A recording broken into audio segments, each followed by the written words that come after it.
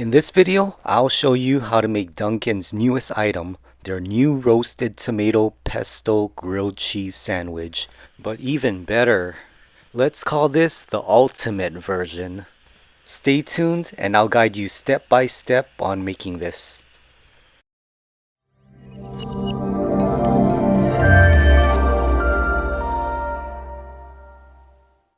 But first, I need to see what Dunkin's version tastes like so I can secretly copycat it and make it even better.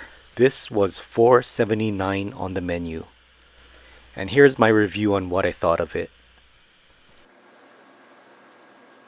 Biting into this first, there's a lot of bread proportioned to what's inside the sandwich. Too much bread, little ingredients. There's not enough cheese. We need to put more cheese in here. Tomatoes taste pretty good, although a lot of bread, not much tomato, not much pesto. I'm hardly tasting any pesto in here. But I like the taste of the roasted tomato, pesto, and the cheese. I think it would be better if the bread was crispier. I think Dunkin can do better than this. I think we can do better than this. We can make this so much better at home. This is not the full package. This is not exciting. See how sparingly little ingredients there is on these two big bread. We gotta put more in here. We're gonna make this so much better. Definitely needs more pesto, more tomato, more cheese. The taste is there. The taste is there. The amount of ingredients is not. Bread needs to be crispier. We gotta put more ingredients in here, Dunkin. The taste is there though. I think the taste is there. We can make this at home, get everything right. This is gonna be so good. Yeah, let's do that. So on Dunkin's website news release, they list their new roasted tomato pesto grilled cheese as having these 4 main ingredients: oven roasted tomatoes, nut-free pesto spread, white cheddar cheese, and sourdough bread. So here's the ingredients I've gathered to make this.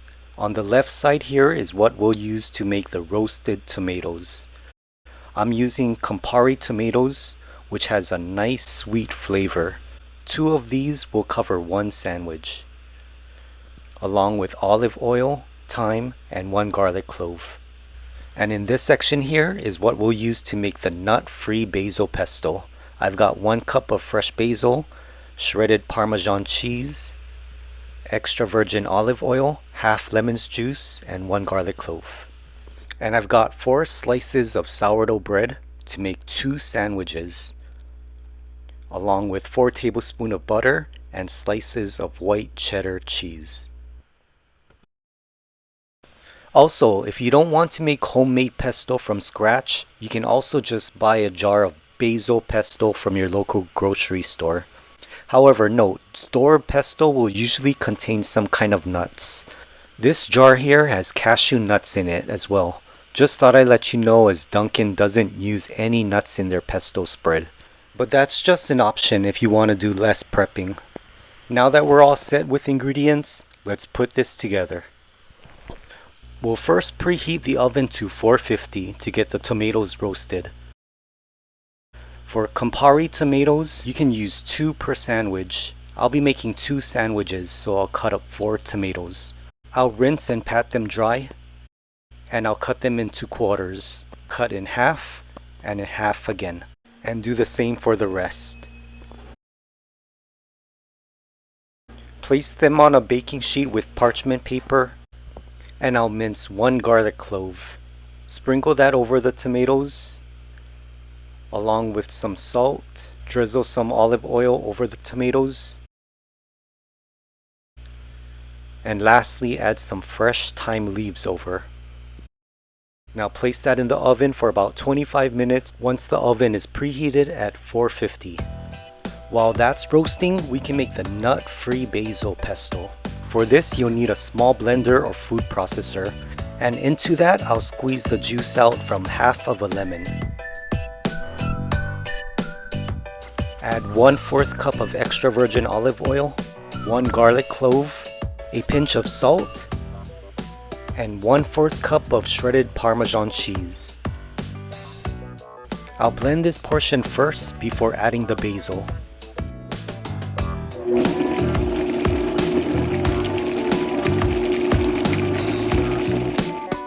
Then once that is purely blended together, I'll add the 1 cup of fresh basil leaves.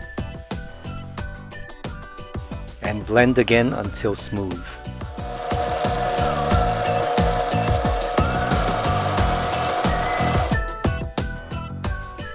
And that's how you make a nut-free basil pesto.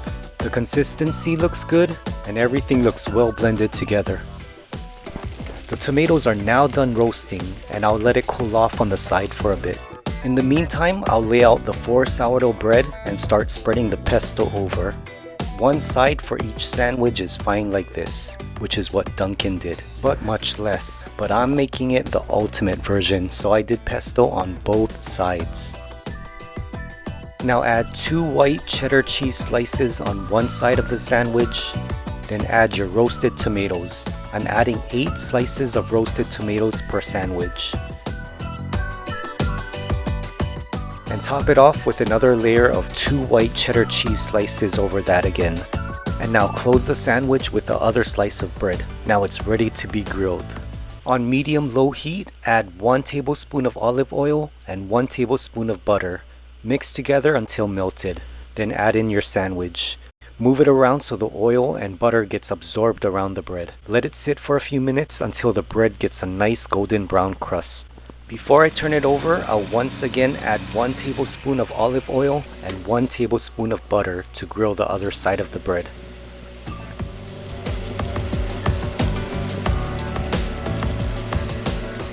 Once the bread has been grilled nicely on both sides and the cheese has melted, remove from the pan and repeat the same steps for the next sandwich.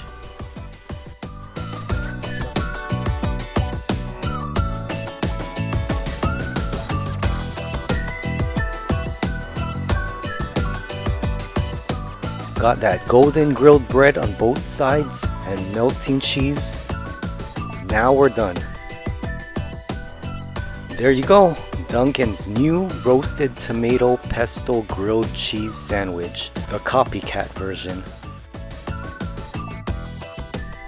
This looks so good and much more fulfilling than the one I bought from Dunkin. Can't wait to dig into this.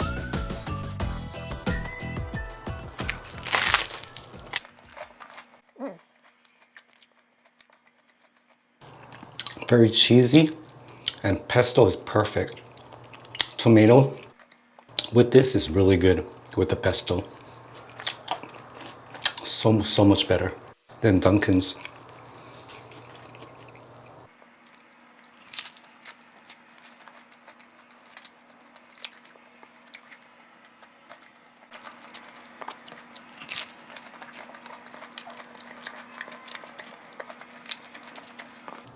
So cheesy. Pesto taste is so good with the roasted tomato.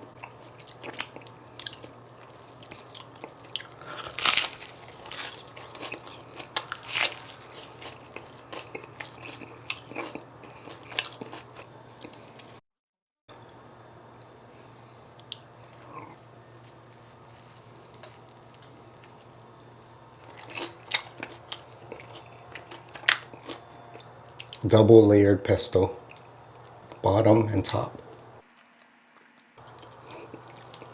Crispy toast. This is so good. Yep, this is the way to go. Homemade version is so much better. You'll love the homemade version.